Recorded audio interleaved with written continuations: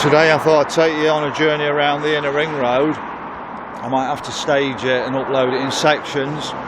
I'll put it in one playlist so you can watch it, or you can watch a little bit at a time. So we're right at the bottom of the parkway here, looking down. The parkway was built in 1974, or finished in 1974. But I remember before that there'd been a roundabout at Answorth, and there'd been a road to the manor and then down into Sheffield that way as well. So there was some sort of road here. You can see the super tram up there. But I thought it'd be really interesting to do this video because what I'm trying to do is capture Sheffield in stages, sort of wake people up to what's going on, and also capture any history that's still left. You can see the canal basin down there, and I normally park just down here, and from the 5th of June I'll no longer be able to do that. I think they're going to restrict the parking on there with either 1 hour stays or parking meters.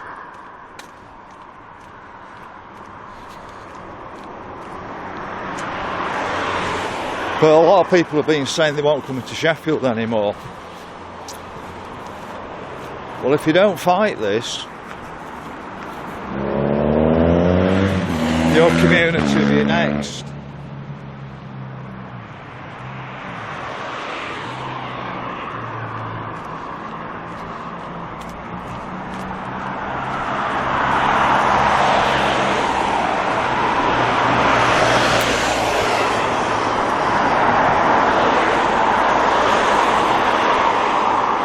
So you can see the Capita building there. I have a different name for Capita, but I'll be polite on YouTube.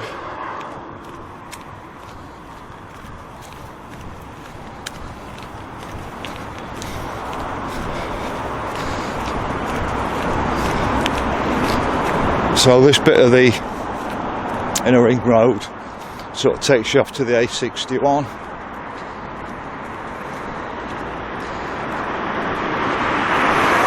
Well, has anybody worked at Capita? I worked at Mambers, did a Marks and Spencer's job, and then they offered me a O2 job, and they broke the contract on the first day. So we're now picking up the Derek Dooley way.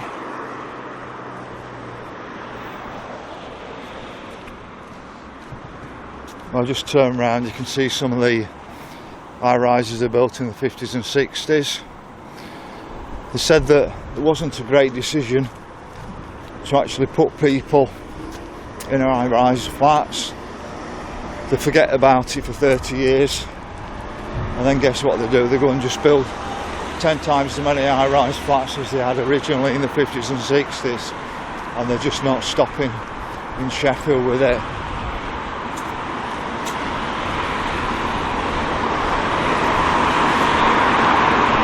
I preferred Sheffield before the ring road and the stupid systems they put in. I came straight down the parkway, up Commercial Street, turned right at the hole in the road down Angel Street,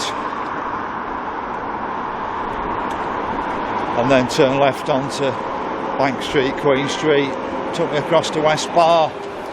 Then they started putting a stupid one-way system in, and then that was sort of the driver for the inner ring road. You can see a little bit of Sheffield's history.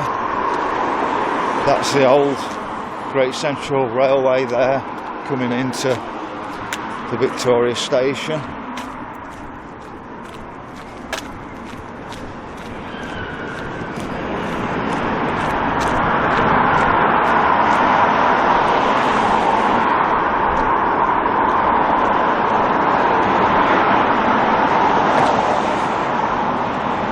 The view of the canal basin down there.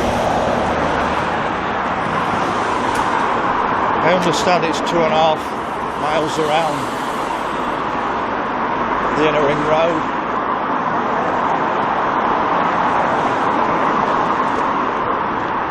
Normally I'd probably do that probably in just over half an hour, but I've got a camera in my hand, so it's not going to be so easy.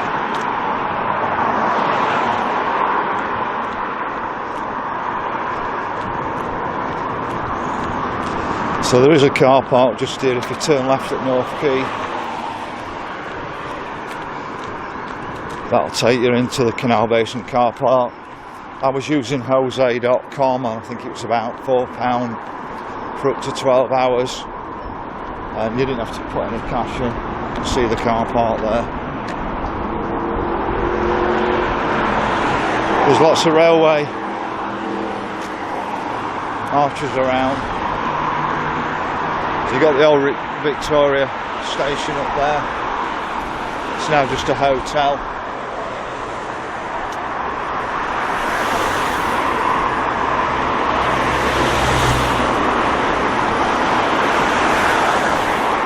And before they put the ring road through, you can see this slope here. This was the slope up to the Victoria railway station, and then they've put the ring road in and put this bridge in.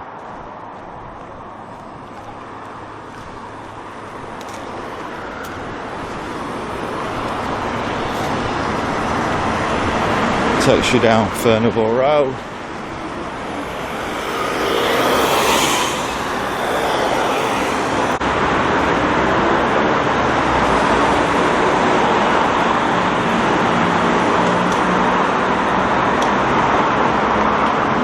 We've got another holiday Inn across here, and also the old Royal Victoria station. But it's great, this progress. I mean, the ring road is supposed to make things more convenient for us, but now they're weaponising it and charging commercial vehicles to drive on it. And from the 5th of June, taxi drivers had a deferment on their payment, but they'll be paying £10 a day.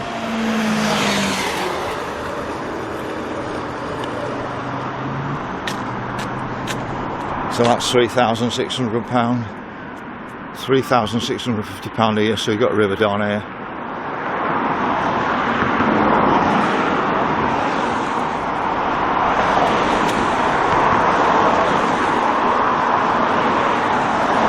Now, one of the things with the ring road is it cut through the Wicker, and it's actually destroyed the Wicker shopping centre.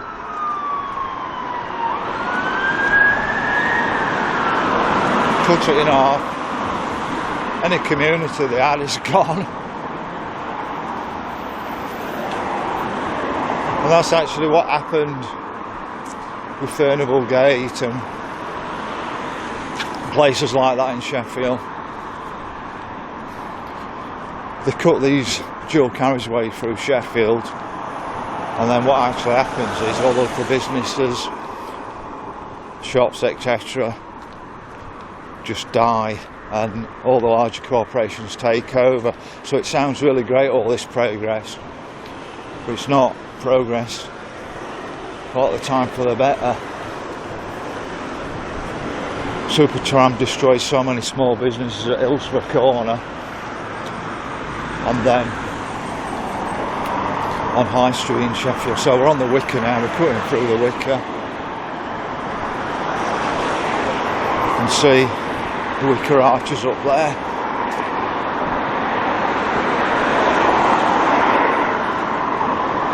I'll just give you another quick view down the Wicker. Cross down the Wicker into town, take you to Ladies Bridge.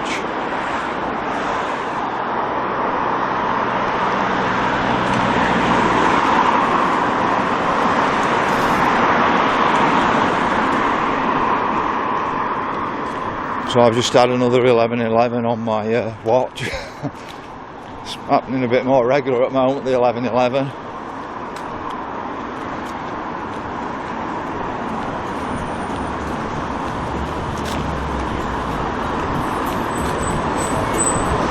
Still see a few of the railway arches, but that would have been the line. It was an electrified line Great Central was electrified line through the Woodend into Manchester, electrified I think in the 1950s. What I can't understand is it now takes over an hour to get into Manchester on the train because you have to go through the Hope Valley, and I can't understand why they shut the Woodend down when I think it was about 50 minutes into Manchester at the most on an electrified line. And I was told that the MP in the Hope Valley area objected so much to his line being shut down, so they kept the less efficient line open and shut down the efficient line that went through the Woodend to Manchester. So you just can't make this up. Robbie, I keep getting told, or people keep saying to me, don't you want a clean air zone? Well, number one is I don't think we should be building houses in city centres. That's the first thing. But the second thing is, now we don't produce industry in Britain, what we're doing is we're exporting pollution abroad. So we're doing things at a certain standard in the UK and reduced pollution quite a lot. Now we've exported it to countries like India and China. So you're buying your goods now and polluting the rest of the world. So we had some sort of control on the pollution levels when we were manufacturing in the UK. But the thing is, pollution's so low nowadays. If we really wanted to reduce pollution in the city centre, we should be providing a transport system into the city centre. We've got the worst transport system I've ever known. There's one bus service from Dinnington now into Sheffield, whereas we had 8 under South Yorkshire. So if you want to reduce pollution, provide a decent, cheap, regular bus service.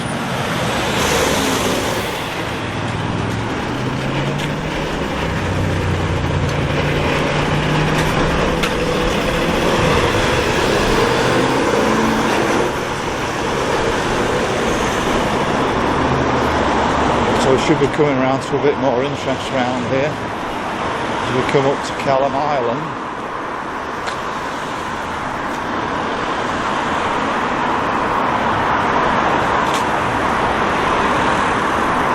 Everybody wants a clean air zone, which is how we go about achieving it. And if you actually create more pollution by actually the solutions, for example, the mining of lithium for car batteries, and then what happens with the car batteries once they're being used, what you're doing with them.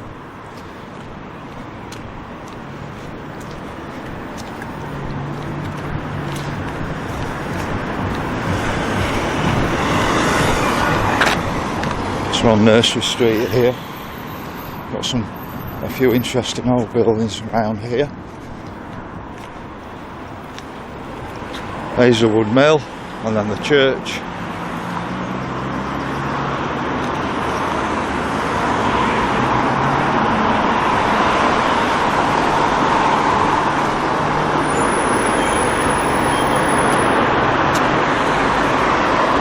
You can just see how much it's changed around here. Just with the River Don again. All these flats.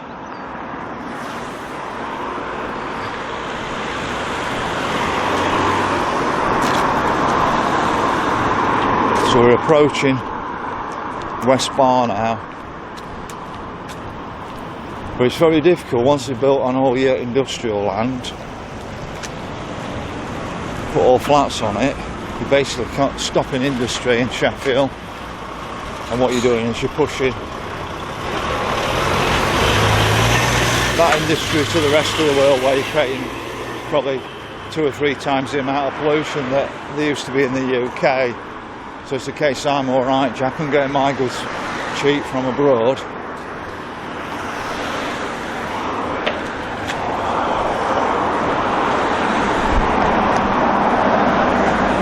And that's the problem. I do want clean air, but there's always going to be a price to pay for it. And if you're actually creating more pollution with your solutions, you're not actually creating clean air. If you're scrapping cars before they're ready to be scrapped, that's creating more pollution.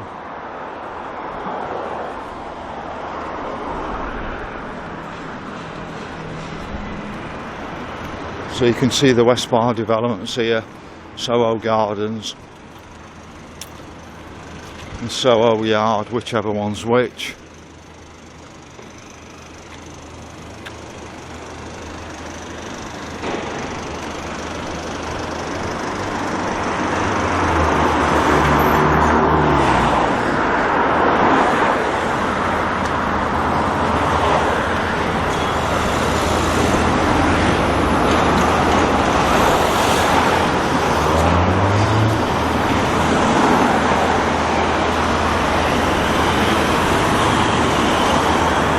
So I'm wondering where all the cameras are on here to track you.